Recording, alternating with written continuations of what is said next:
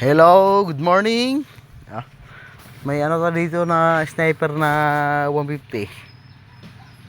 Nagpapalya tapos may lumabas na code na error na 4696. Ah, alam ko na 'yon, yung regulator yung sira niya. Ito binaklas ko na. Ito nakabaklas na oh. Ito.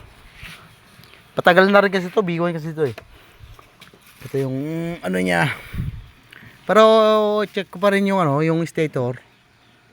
Kung sakaling sa stator may problema, mas maganda na yung sigurado. Ito binaklas ko yung ano niya. Goods naman yung socket niya, yung ano niya. Wala namang problema. Talagang ano lang. Wala nang din na may takbo to. Parang palyado na. Di mo alam kung bakit. Mahal pa naman yung ano nito, yung original nito. Na regulator. Kaya yun. Pabili muna tayo sa may-ari ng ano. Update ko kayo.